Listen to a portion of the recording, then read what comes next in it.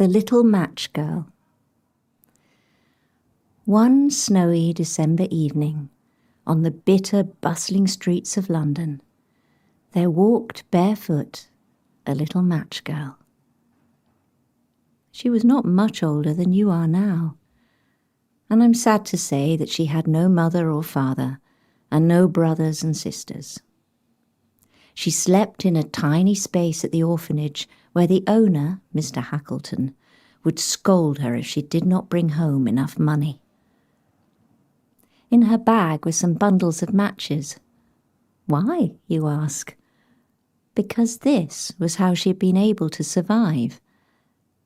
Mr. Hackleton would give her the matches in the morning, and she would sort them into pretty bundles with string or ribbon that she'd found, and she'd sell them to passers-by. If she made enough money, she would be able to buy a piece of bread or a potato. If not, she would have to rummage through the rubbish bins and hope someone had thrown out something almost fresh. It wasn't much of a life, especially on days like today when not a single person had stopped to buy a single match.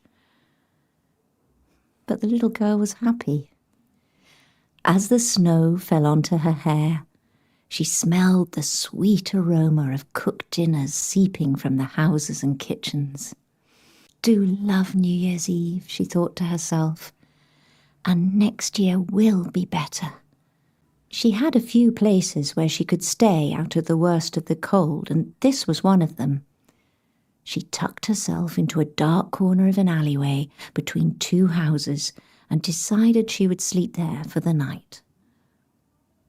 It was freezing cold on the street, but not as cold as the orphanage, where the large holes in the roof let the bitter wind blow through. Plus, if she went back without selling any matches, then Mr. Hackleton would scold her badly. The little match girl was feeling especially cold, and her thoughts drifted to the matches in her hand. Did she dare strike one to warm herself on the golden flame? Mr. Hackleton would be so angry if any of the matches were missing. Without another thought, she took out a match and struck it across the rough brick. It spurted, flashed, and burned for a few precious moments, and the warmth was like a tiny candle on her frozen skin. Oh, it felt wonderful. She closed her eyes and imagined she was sitting in front of a great open fire. But just as quickly as the flame arrived, it was gone, and all that was left was a blackened stick. Without hesitating, she took another match from the bundle and scratched it once again on the wall. It burned even brighter than the first, and she looked into the flame and could clearly see a room with fine crockery and a dining table with a white cloth. There, in pride of place on the table, was a roasted goose, stuffed with prunes and apples steaming hot from the oven. She licked her lips, and then her mouth dropped wide open in surprise as the goose jumped from the table and began to dance. The match went out, and the night was dark and cold once more, and the goose was gone. She took another match from the bundle, struck it, and looked carefully at the flame.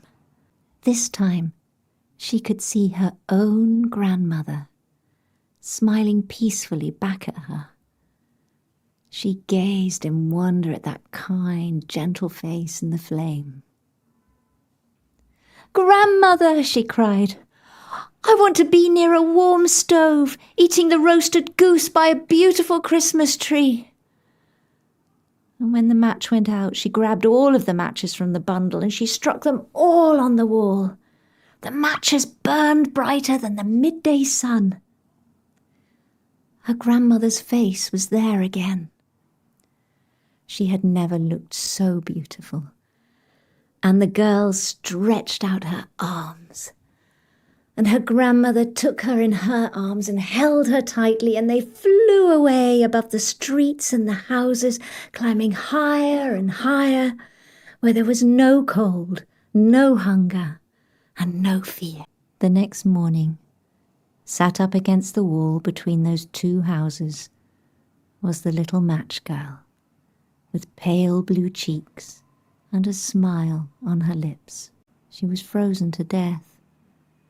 The matches in her hand were burned down to nothing. The people who found her say that she simply wanted to warm herself. But no one knew what beautiful things she had seen and how happy she had been in her final moments. The busy town carried on without her, of course. The people went about their lives and the world kept turning. But the little match girl had found true happiness at last.